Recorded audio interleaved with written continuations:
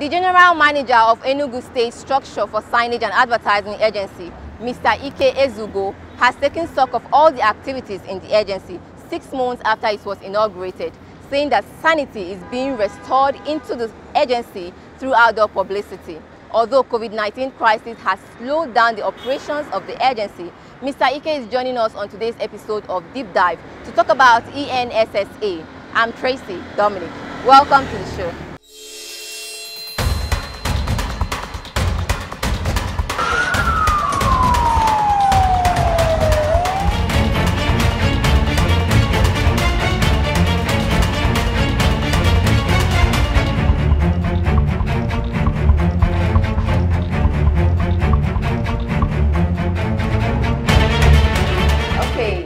So why did it take so long for them to have an outdoor regulatory agency in Nigeria, in Enugu, Nigeria? Like, why did it take so much time all this while? Why it took so much time for Enugu State to have an outdoor regulatory agency? Well, it's the time that government, do you understand? Government found it maybe time to put up such a regulatory body. ENSAA is a product of ENSAA Law 2016, but the agency was formally inaugurated on December 18, 2019 by His Excellency, Right Honorable Ifeanyi Ugwuanyi. So that's also, you see the gap between the time it was inaugurated and when the agency actually started operation. We started immediately after the inauguration, we started. But you have seen also what the lockdown has done to the operations of the agency. Okay, so what caused the beginning of, because in other states, they don't have this kind of agency, except for Lagos, actually. So what triggered the enforcement of this agency? Okay. The first question you asked, you said, why did it take so long? And now you're asking again, it's only Lagos and a few other states that have it. And if I get you right, you're also asking why it's necessary. Yes, why was it necessary? It's necessary to have outdoor regulatory agency because states want to have harmonized revenue collection platform. You understand? Before this agency, you have the Ministry of Environment collecting rates, you have the local governments collecting rates. So it was difficult to differentiate between what goes to the local government and what goes to the state. So it was a kind of seemingly double taxation that was going on, but it is not. The 1999 Constitution gives the local governments the right to collect revenue from outdoor structures in their local government. At the same time, the state has control over structures, not the advert. So you find out that, like you use Lagos for instance, you find out that states now started thinking, if we control the structure and we don't control revenue from the advert, so how do we reconcile it? So we determine where the structure will be. Then they determine, the law has said local government will take it.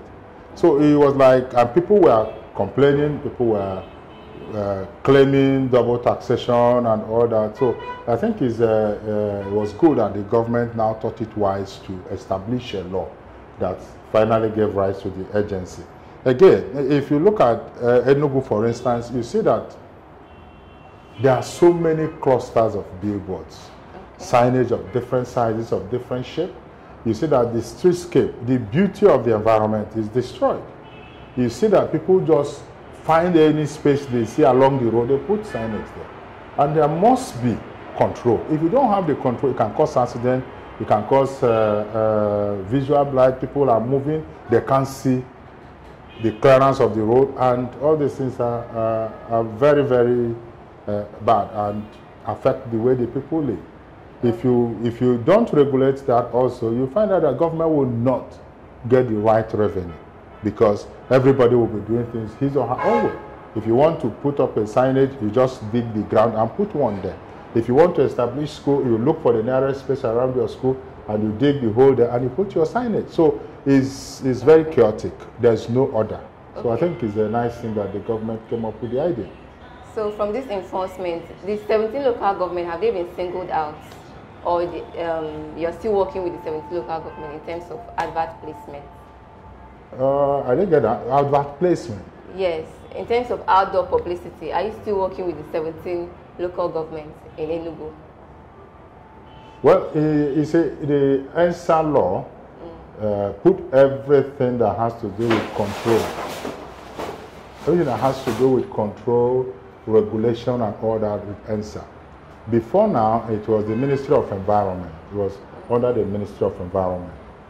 But the practice under the Ministry of Environment did not stop the local governments from carrying out the same function in their own local government. So now that the agency has come to life, the agency is there, the state government, the local governments all depend on the activities of the agency to get their due revenue. The Ministry of Environment is not handling ENSAA. The local governments are not handling ENSAA activities the same way. So ENSAA is independent and take care of the two areas, two bodies that have to do with revenue collection from outdoor hoardings. Okay. And do you think the small businesses, have they been able to benefit, or are they affected with this action of ENSAA enforcement? The small businesses, are they affected? Whether we're affected in... The small businesses in Enugu. Whether they're affected? Yes. Actually, is not... when you talk about small businesses and big businesses, you should also be talking about big signage, small signage, you talk about the billboards, you talk about all that. So we have businesses that require signage. We have the ones that require wider publicity and exposure. They use billboards. The signposts, which we call signage, is not actually billboard. The billboards are the bigger ones that are managed by professional bodies, outdoor association members. Do you understand? They're professionals. So we handle them differently because they have standards to maintain. They're different from small businesses like somebody, a young lady that maybe opens a salon and he wants to advertise the business. He doesn't need the billboard. She or he will just get a small signage, either on the wall or somewhere within the premises, and advertise. Everybody is affected because everybody uses one form of outdoor advertising or the other. Okay, so what's your opinion about the culture of outdoor publicity? Like, are people actually using outdoor publicity? Yes, outdoor advertising generally is a very, very effective way of advertising because what you put out there for people to see is there 24/7. Every day is there. Whether there is light or no light is there. So it gives you very wide mileage. So, and the cost of outdoor is very, very reduced when you consider the reach, how far it goes and how much it costs. The cost-reach value is very, very high. So people know that without light, when NEPA strikes, when EEDC take your light and all that, you're not worried that, oh, it's television I'm using to advertise. People, TV, they are not on, so they won't see what I'm doing and all that. No, this one is outside. And it speaks, it talks to people 24/7. So outdoor advertising is very, very important. And in this age where you have more of digital adverts, everything and all that, outdoor becomes a very reliable reminder medium. It's not necessarily to maybe bring breaking information about brands to your notice, but it reminds you, it reinforces what you already know about a particular brand. You don't want to, nothing, you don't know, you've forgotten what they said about a particular brand. Then as you're driving, you see it. The recall goes back. You begin to say, okay, this is this, this is that. So it keeps the brand within your consciousness at every time. So I think people that use outdoor, they know it has a lot of value to add and they're using it. Okay, you talked about the cost of advertising. Does it also mean that there's a different price for every district in Enugu? Of course, yes. Whether it is outdoor advertising, whether it is TV or radio or newspaper, there's cost for size. If you're putting maybe a quarter page in the newspaper, it's not the same thing with somebody who is taking a full page. If you're taking color advert, it's not the same thing as when you're taking one color or black and white. You understand? If you come to TV, you have 60 seconds, you have 30 seconds, you have 15 seconds. So it depends on what you're doing. But for outdoor, it also applies. For 8-sheet, Unipole, they all have different prices attached to them. And also the locations too differ. If the location differs, the prices too should differ. How? The outdoor advertising, if the location differs, for instance, in Independence layout, the signboard there would not be the same price as the one that's found in Nikili. Yeah, yes. Let me put it this way. We have a kind of classification in terms of size, in terms of location. Do you understand? If you have a very, very big billboard, the law has classification. The law has the rates. So what ENSAA does is to look at what you have. If it is appropriate, we'll say, okay, run with it. But the law says if you're running with this size, this is the amount. If you're running with that size in a particular area or zone, which is classified as premium or restrictive, you pay higher because exposure there is targeted. For instance, if you want to put your advert for maybe phone, mobile phone, and the price of your mobile phone is 2,000 naira, or you want to go near Ogbete, you want to go where there are so many people, go to where you have the target market for your product.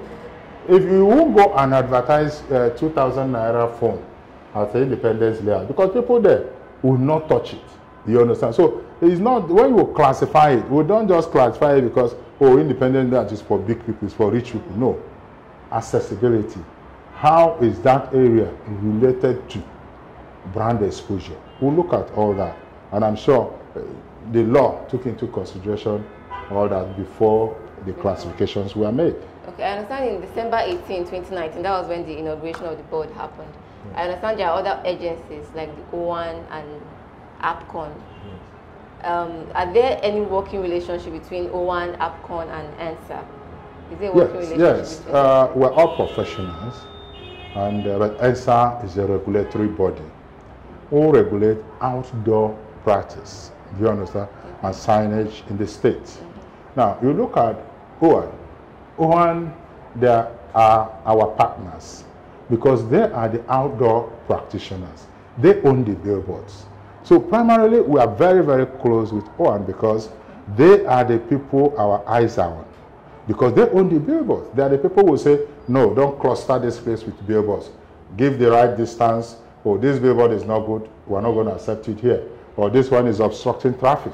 Don't put it here. So they are very close to us in terms of what we're doing and all that. Then O1, on its own, they are very, very close to APCON because APCON regulates practitioners. Do you understand? And the practice of advertising, not outdoor advertising. But outdoor advertising is a sectoral group. It's a sectoral area within the advertising practice. So the members of O1, do you understand, are outdoor practitioners. They are members of the practice.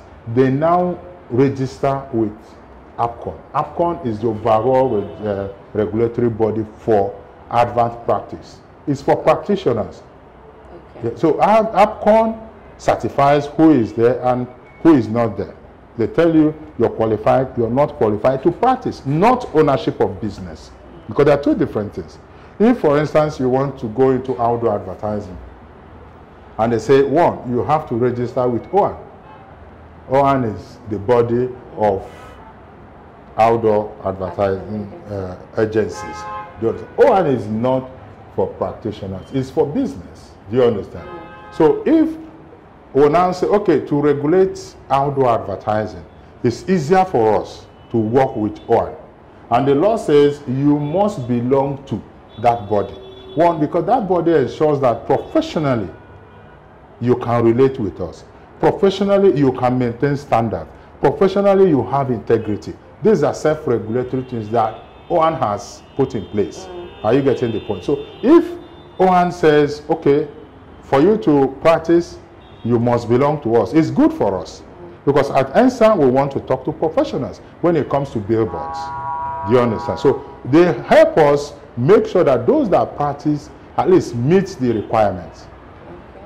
But not that if you want to go into maybe advert, you want to go into advert business, or you want to establish an outdoor company in Enugu State. Of course, you're welcome. It's investment.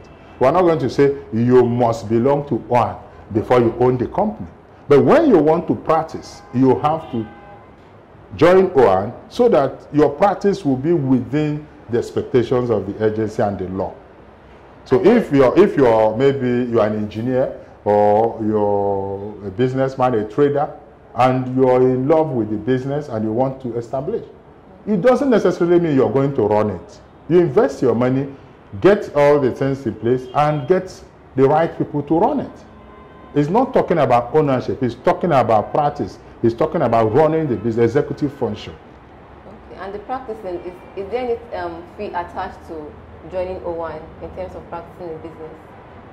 No, business is corporate affairs commission. Yes. The corporate affairs like commission. To join O1, the businessman or woman, does he or she have to pay any No, amount? if you want to join O1 as a businessman, do you understand? First, it presupposes that you must have that business. Yes, Do you understand? So the first thing is you have established your business. Then that your business will now go to O1 to say, we want to practice outdoor advertising. What you have told them is, we want you to certify us okay to do this business. They will now give you their own prescription. One, the executives in key positions must be registered practitioners, taking you now to APCON. Okay. Do you understand? Because OAN cannot register practitioners. But they will insist that for you to run an outdoor company, you must have attained certain level in advertising practice. So if you now want to run it yourself, you now have to go and start the registration process with APCON, which might take going to school. Okay. Pass your exams and get certified, and even if you get that, you become an associate.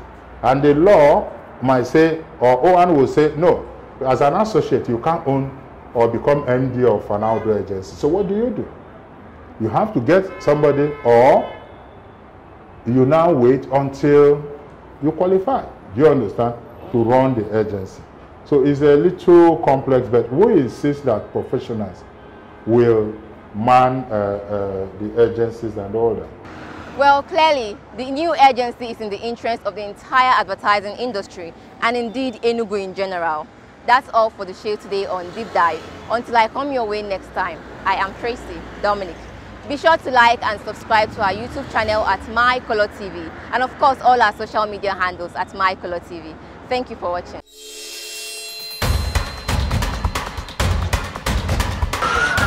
MyColorTV, life in living color.